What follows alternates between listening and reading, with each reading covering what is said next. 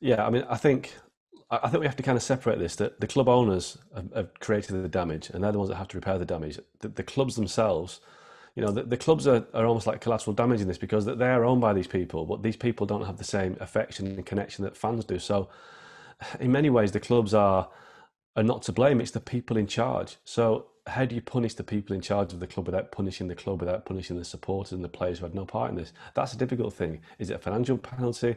Is it a sense where governments get involved and say you have to reduce your shareholding? I'm not sure that's feasible in the UK. But we have to find a way to say to these guys, I'm sorry, but you've gone way too far with this. You absolutely misread the room. And this is the punishment. But right now, I don't know how you punish them. I don't... each country has different regulations. In Germany, we have the 50+1 rule, where there's a large contingent of supporters, ownership of clubs. It's not happening in the UK. In the UK, in England, clubs have been sold to people from all over the world without any real kind of checks and balances. There is a fit and proper persons test, but it's very flimsy. And I'm not suggesting any of the big six owners shouldn't pass that. They're obviously very wealthy businessmen. There are, they've all done various things for their clubs, different things. But I just think it's the way that they've handled the club's history and their traditions that they've just ignored them completely. And unfortunately, the worst of these are the American owners at Arsenal, Liverpool and Manchester United. I think at Chelsea, Roman Abramovich was quick to backtrack. I think Sheikh Mansour at Man City again. Tottenham, we never hear from Joe Lewis at Tottenham. The Spurs on. I think Spurs are that way down the ranking on this in terms of being lucky to get in there in the first place. I think they were just kind of celebrating being invited, considering they haven't won anything since 1961 or certainly the league.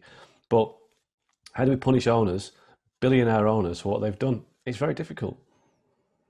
Well, a financial penalty is like fining you £10 of your £1 million a year ESPN FC salary.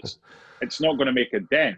But you speak about the American owners, and over here where we are right now at ESPN, there's this NFL, NBA, Major League Baseball. There is no relegation, and it's a closed shop once you're in it. That's the same as Major League Soccer. It's a franchise business. And the owners over here, look, you can't put every owner into the same basket in that they all do this or they all do that. There's a lot of owners that care about the fans of their club, the custodians of their club. But in the UK, with these 6 owners, and you mentioned the American ones about this, how do you ensure going forward that, as you said right at the start, this is something they might want to revisit in the future, but it's got to be done a very different way? I think, they went for this idea because they had issues in terms of how much money they're paid for Champions League, how much prize money they get. The big clubs feel that they drive the revenue of all the clubs, and I think they have a point there. The Premier League is the most successful in terms of generating finances in the world because of the big six. If you take the big six out of the Premier League, with all due respect to the other clubs, nobody's paying £4 or £5 billion for a broadcasting contract to show Crystal Palace versus Newcastle on Monday night. They want to watch Man United, Arsenal, Liverpool, all these big clubs. So they hold the power in that respect. But equally, without the rest of the Premier League, without the other clubs, they have no power. So they need each other. They all need each other. But I think that's been forgotten in this, that the big clubs feel that they drive everything.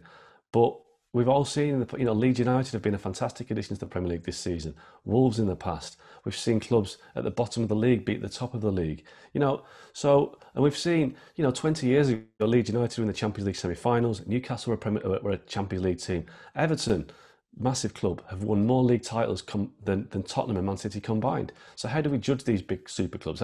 Is it based on what they are today or what they were in the past? So I think we have to accept that football it's a moving feast of things, and in 5 years' time, another club might gate crash the big six. Man City, I remember being in 1999 when Man United won the treble, Man City were promoted from the 3rd division of English football, the 3rd division. So clubs have changed of fortune over the years. Who's to say that there'll be a different set of clubs in 5 years?